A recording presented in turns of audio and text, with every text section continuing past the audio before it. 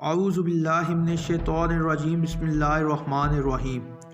ناظرین کرام، جنگلی حیات کے ماہرین کا دعویٰ ہے کہ 1970 سے لے کر اب تک جنگلی حیات میں کمی آئی ہوئی ہے۔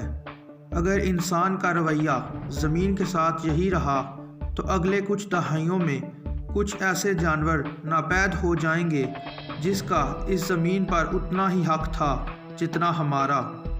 آج کی اس ویڈیو میں ہم ایسے جانوروں کے بارے میں بتائیں گے جنہیں انسان کچھ عرصے کے بعد اس زمین پر نہیں دیکھ سکے گا۔ تو ویڈیو کا باقاعدہ آغاز کرنے سے پہلے تمام دوستوں سے گزارش ہے ویڈیو کو اینڈ تک ضرور دیکھیں، ویڈیو کو لائک کریں، چینل کو سبسکرائب کریں اور بیل آئیکن کو ضرور پریس کریں تاکہ ہماری آنے والی ہر ویڈیو آپ کو سب سے پہلے موصول ہو۔ تو آئیے ویڈیو کا باقاعدہ آغاز کرتے ہیں۔ نمبر 1، اورینگوٹن، جسے اردو میں نسناس بھی کہا جاتا ہے، جنگلی حیات میں ماحولیاتی نظام کا اہم حصہ ہیں۔ یہ نایاب جانور صرف ملائیشیا اور انڈونیشیا میں پایا جاتا ہے۔ اس کی غذا کا دار و مدار مختلف پھلوں اور سبزیوں پر ہے۔ نسناس اپنے لمبے بازوؤں کی وجہ سے درختوں کے درمیان جھولنے والا جانور ہے۔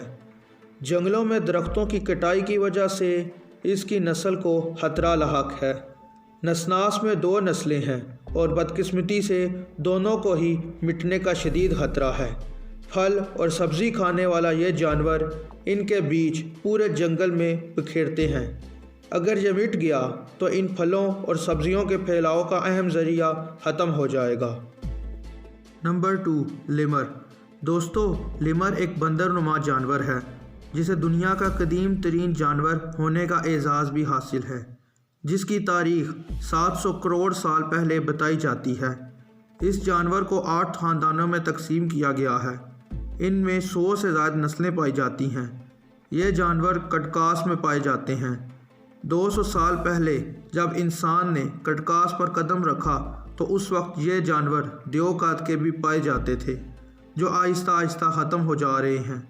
لیمر کی 100 میں سے 10 نسلیں اس وقت شدید خطرے سے دوچار ہیں۔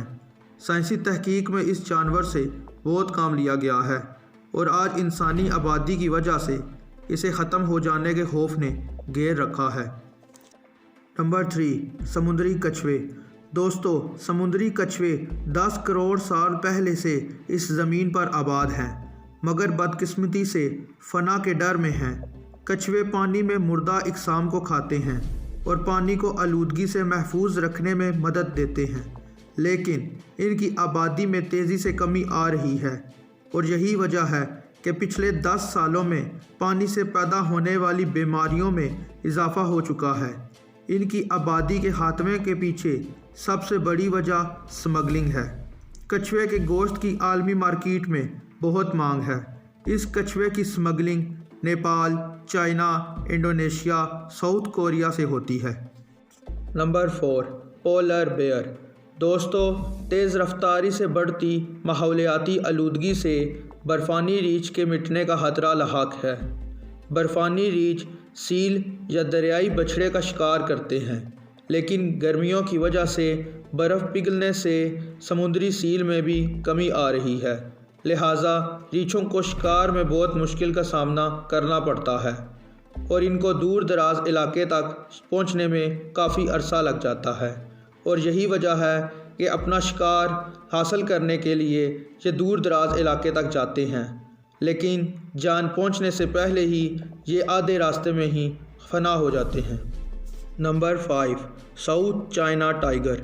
شہروں اور فارموں کی پھیلاؤ کے باعث یہ شیر رہنے کی جگہوں اور اپنی خوراک سے محروم ہوتے جا رہے ہیں۔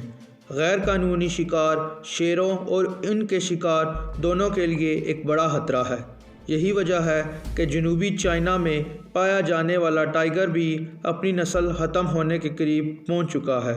سن 1970 کے بعد جنوبی چائنا میں اس جانور کو نہیں دیکھا گیا۔ چائنا کی کوشش ہے جو اب گنے چنے ٹائیگر رہ گئے ہیں ان کی نسل کو بچایا جا سکے، اور چین کو یہ امید بھی ہے کہ ان کی یہ کوشش رنگ لے آئے گی۔